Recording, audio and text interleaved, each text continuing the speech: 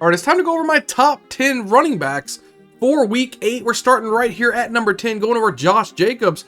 This is a running back that I expect a lot from this week. He is really the only running back in this backfield getting any sort of prominent touches, right? So Jordan Love has this offense going on all cylinders. I think he's doing a really good job with that. And I think Josh Jacobs is giving some fantasy owners reasons to be optimistic about their ownership in Josh Jacobs, right? So there's a lot of times that he's doing really, really well. And this is going to be one of those games I have him definitely in my top 10. I think he's going to do a wonderful job here in week 8 going against a Jaguars defense ranks 26th against opposing running backs.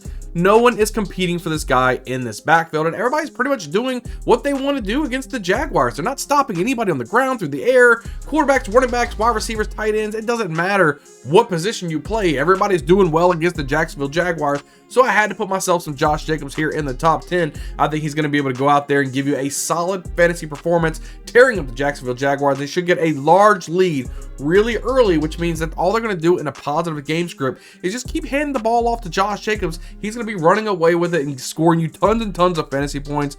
Get this guy into your lineups. I'm liking myself some Josh Jacobs. Move right here to number 9. I'm going Benjon Robinson.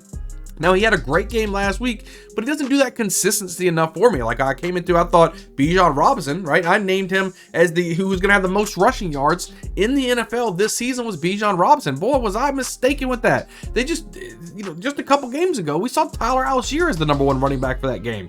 So it's just, they're not completely committing to Benjon Robinson. He's absolutely electric in what he can do. He's just not getting the opportunity consistently enough and producing those numbers that we want to see. But this week, going against a Bucs defense that ranks 22nd against opposing running backs, he received over 20 carries last week, which is great. That's what we want to see. And going against a Buccaneers team that's probably going to be missing, obviously, Chris Godwin, maybe even missing Mike Evans. So the offense is almost depleted, right? So is there going to be a lot of 3 and outs for the offense? Is Baker Mayfield going to get something going?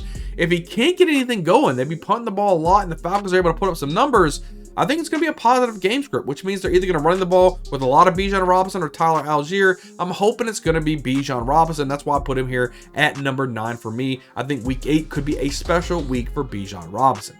Coming here at number 7, we're going Jahmyr Gibbs. This is a running back that, number 8, going Jahmyr Gibbs. So I think this could be special. We saw him leaving last week. You saw that juke move that he put on, put somebody completely out of his cleats. I like seeing stuff like that from Jahmyr Gibbs. And like I said, I've always said it all along on this channel, it's not a Jahmyr Gibbs talent level issue, right? I love Jahmyr Gibbs as a talent level. It's that David Montgomery is a part of this offense. And then when it goes down to the goal line and things like that, David Montgomery takes a lot of that workload away from Gibbs. If Gibbs was a 3-down back for the Lions, this dude would be a top 2, top 3 running back each and every week. I love what he can provide this week going against the Titans defense that ranks 12th against opposing running backs. Looking extremely electric as of late, like I was saying, and against the Titans defense, who's not too shabby. They're okay, right? So I think they're going to be doing a lot more passing, right? Go to check down, little dink and dunk action all over the field. Jahmyr Gibbs could have himself a quite a decent day, if you're asking me. I like myself some Jahmyr Gibbs in week 8. Move right along here at number 7. Now we're going Devon Achane. Achane is one of those guys I'm completely thinking Tua Tagovailoa gets on the field in week 8, and that's only going to bode well for everybody on this offense, which is going to open up a lot of opportunities. Even you see Achane, even with Mostert on the field, getting 15 carries. That's what you want to see out of Devon Achane this week going against the Cardinals defense that ranks 21st against opposing running backs. Like I said, I'm expecting Tua to be back. And if Tua can be back, they should be able to put up a lot of points. I'm hoping he's healthy. I think he still has to go through a concussion protocol still in order to be able to play, but he is determined to get back on this football field. Let's just face it, the Miami Dolphins are not good without Tua at the quarterback position. They're great. They can put up a lot of points. When Tua goes out, they can't do anything. So I think coming in here, they're going to hopefully build up a quick lead against the Cardinals defense that can't stop anybody. And then that just means Devon Achane is going to sit there and he's just going to run and could have a monster game for you this week. I'm looking forward to seeing what Devon Achane can do in week 8. We were along here at number 6. We're going Kyron Williams. This is another one of those running backs, and not a lot of people are sitting there and taking a lot of carries away from the guy. He is this offense as of right now. Could have Cooper Kupp back in this offense, which could help out balance some of the defense out a little bit. But this week, they're taking on a Vikings defense, which ranks 9th against opposing running backs. He's just getting a crazy amount of workload at this moment, right? So the amount of opportunities that he's getting alone is making him to be fantasy relevant. Doesn't matter what his yards per carry is averaging. I think at this point, he just gets such a huge volume of this offense that he's naturally going to be putting up a lot of fantasy points for you. I like the opportunities, even against a Vikings defense that's probably going to be a little bit more fired up because they finally got their first loss last week. So it should be a little bit of a rough outing for Kyren Williams. But again, he's getting all the volume. He's getting all the workload. Nobody's taking anything away from him. I think that alone should have him a nice enough floor for you to be in the top 10. So move right along here at number 5. We're going Breeland Hall. This is a guy that he completely flip-flopped into my rankings from last week to this week. We're really seeing, yeah, I guess it was last week or the week before last. I had him way down there, close to like number 10, right? So looking at how the offensive coordinator is using Breeland Hall right now has got me back on the Breeland Hall train right now. I think he's just doing so much. Even with Devontae Adams in the fold, Breeland Hall is the man. This week, they're taking on a Patriots defense that ranks 30th against opposing running backs. That new offensive coordinator, like I was saying, he loves himself some Breeland Hall. I think it's a good opportunity for Brees to get out there and put up a lot of points against a team that can't stop the run whatsoever. I mean, we saw what he was able to do against the Bills. It's going to be this good for him this week as well. I like myself some Breeland Hall. He could easily be up there in the top echelon of these running backs, easily at number 5 for me. So let's move right along here. At number 4, we're going Kenneth Walker. Another running back that I see is getting a plethora of workload. I like what I see from Kenneth Walker.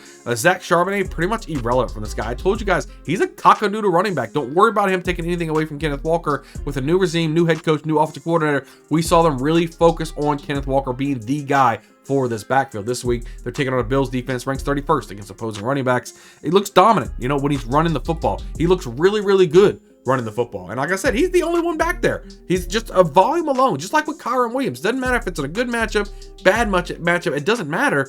Just so happens he has a really good matchup this week. He's going to get out there and kill. So I love myself some Kenneth Walker. Get him onto your team. He should be scoring so many points for you. He might be even carry you to a victory this week.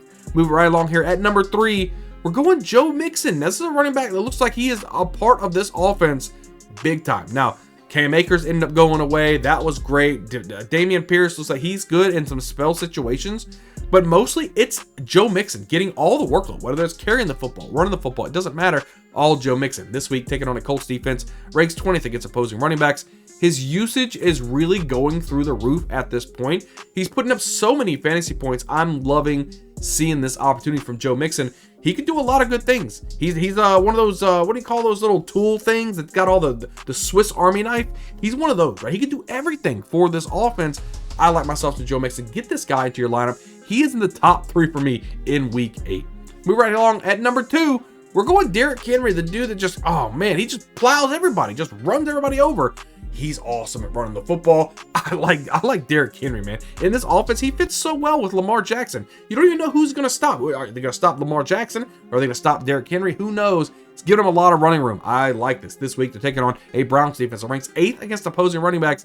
He's an absolute man-child, right? He's an absolute man-child, and I don't care if they rank number 8, right? You're not going to sit there and just stop Derrick Henry. It's not going to happen. He's going to sit there and he's going to pound and pound and pound until he breaks loose and has a big rushing game. Like myself some Derrick Henry. Don't let the top 10 defense fool you or scare you away from starting this guy. He is a set and forget it.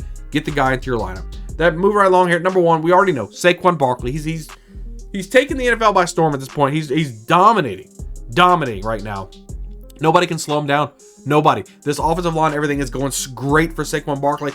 Told you guys at the beginning of the season, man. If you got somebody like Miles Sanders and DeAndre Swift running for 1,000 yards, you don't think Saquon Barkley's going to run for 1,000 yards? Come on, get out of here. This week, taking on a Bengals defense, ranks 15th against opposing running backs. He's just continuing to dominate the league.